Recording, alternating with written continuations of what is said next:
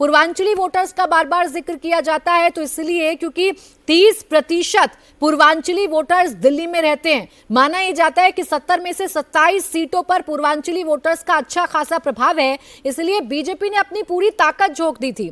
BJP ने 100 से ज्यादा यूपी बिहार के नेताओं को दिल्ली चुनाव के ग्राउंड पर उतार दिया था। इसके साथ ही साथ बिहार को लेकर जिन योजनाओं की घोषणा बजट में की गई बीजेपी द्वारा, उसे भी ग्राउंड पर प्रचारित किया गया। खुद प्रधानमंत्री नरेंद्र मोदी ने अपनी रैली में कहा था कि मैं बिहार के लिए कुछ करता हूं तो ये लोग मुझे खरी खोटी सुनाने लगते हैं। साथ ही उन्होंने पूर्वांचल से अपने नाते को भी याद दिलाया था, जब कहा था कि मैं पूर्वांचल का सांसद होने के नाते वित्त मंत्री निर्मला जी को धन्यवाद देता हूं कि उन्होंने बजट में पूर्वांचल का इतना ध्यान रखा। तो ये सब छोटी छोटी बातें देवेंद्र, जिन्होंने मिलकर बीजेपी के लिए दिल्ली में इतना बड़ा मैंडेट तय कर दिया।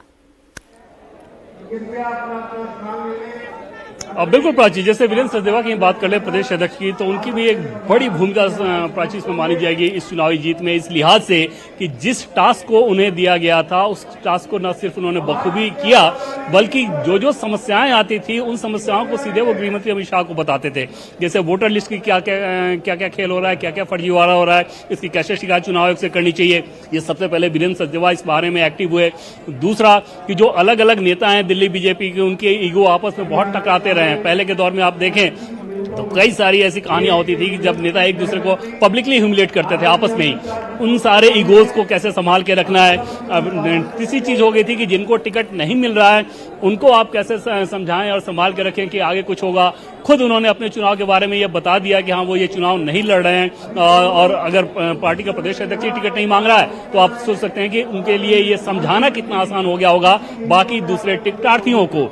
अलग अलग जो मोर्चा हैं, जैसे पूर्वांचल मोर्चा, ओबीसी मोर्चा, इन मोर्चा को पूरी ताकत देना। इस चुनाव में पूर्वांचल मोर्चा ने भी जैसे ताकत लगाई, ओबीसी मोर्चा ने जैसे ताकत लगाई, एससी मोर्चा ने जैसे ताकत लगाई, उन सारी चीजों के साथ प्रदेश अध्यक्ष लगातार लगे रहे थे। यमुना में डुबकी जाके लगाना, यमुना एक इलेक्शन नैरेटिव में तब आया उस दिन। सोचिए कि उस जहरीले पानी में प्रदेश अध्यक्ष ने अपने सेहत की परवाह किए बिना अगर यमुना में डुबकी लगाई और बाद में वो हॉस्पिटल भी पहुंचे, तो वो अपने आप में एक बड़ा साहसी कदम था राजनीतिक तौर पर। और ये सारी चीजें ये उनके कार्यकर्ताओं के अंदर भी जोश भर रही थी कि अगर आपका नेता इस प्रकार से काम कर रहा है तो फिर आपको भी उसी ताकत से लग जाना है। इस बार बीजेपी एक यूनिट के तौर पर चुनाव को लड़ी है और बूथ मैनेजमेंट बहुत अच्छा, और संघ के साथ, संघ का जब काम होता था तो उसको पैरेलल काम करने दिया गया। ऐसा नहीं हुआ था कि संघ बीजेपी के काम में दखल दे रहा है या बीजेपी के लोग संघ के काम को दखल दे रहे हैं। दूसरी तरफ बाहर से जिन नेताओं को बाद में ला के लगाया गया, उनको भी ये सख्त निर्देश दिया जाता था कि जो रेगुलर यूनिट अपना काम कर रही है उसके अतिरिक्त आपको काम करना है,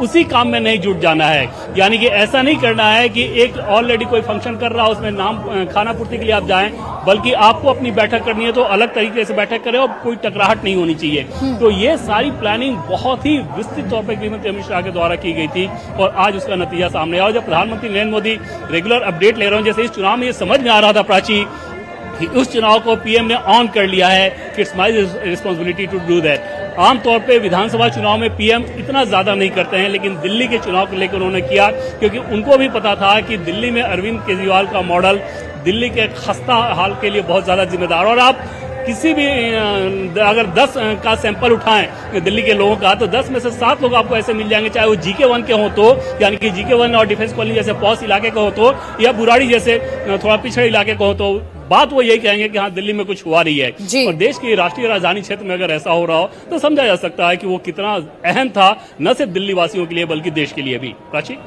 बिल्कुल, देखिए एक तरफ बीजेपी की जीत पर हम चर्चा कर रहे हैं, लेकिन इस चुनाव में कांग्रेस से बहुत सारी उम्मीदें थी, लेकिन कांग्रेस ने उन सारी उम्मीदों पर पानी फेर दिया।